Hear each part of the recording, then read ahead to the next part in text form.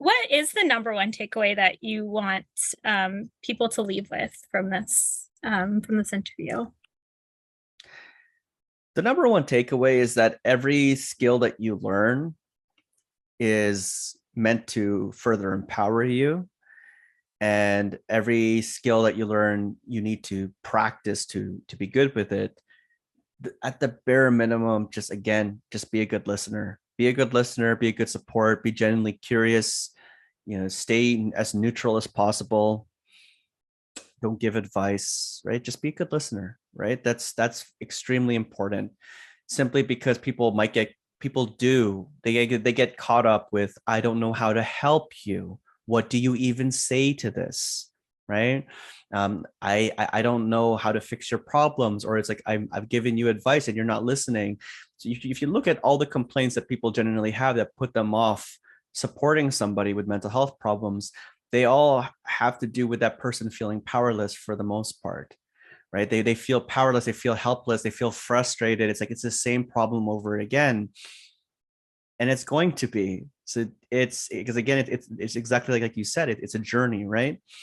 So just be a good listener. Just be a good listener, and part of that boundaries that I didn't talk about that could be helpful in you building is telling people how much time you have if you don't have a lot of time, because you can imagine, for anybody that's ever supported somebody through mental health problems, these can be very long conversations. You might be talking to somebody for hours.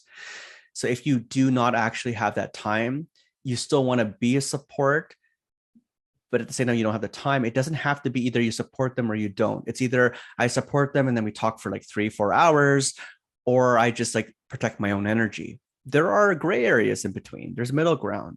It's like, hey, it's great to hear from you. It's like, definitely, I want to talk to you. So I have to be, making dinner and with my kids in an hour. So I have about 30 minutes to talk. Is that okay? I want to be there for you. Let's focus on that. And he says, yeah. And then they start to talk. You be mindful of the time. You might say, okay, so I got about 10 minutes left, and I'm really sorry. Again, genuine apology. I'm really sorry to cut you off, because it sucks. It sucks to cut people off. What is the most important thing right now? I understand this, and this. What is the most important thing that you want to tell me right now? Just so that we can focus on that. Because the last thing I want is that I have to go, and we haven't gotten to the most important piece. And then when they start to talk, and then you support and you empathize, your flag says, that makes sense. Again, with the validation, everybody needs to know that they're not Yeah, crazy for feeling a validation certain piece. way, right? That it's normal. These are normal responses to abnormal events, is how we like to coin it. A person who is jumpy and scared because something traumatic happened, yeah, that makes sense. If you've been through trauma, if bad things have happened, if you've lost your job, if somebody's passed away, if any bad situation happen, it makes sense that you're sad. It's a reflection of how much they meant to you, right? Or what the loss is like. To be confused, to be anxious, to be scared, these are all very valid feelings. The last thing anybody ever needs to feel is crazy or wrong for feeling the way that they do. So just being a good listener, again, is important, in validation.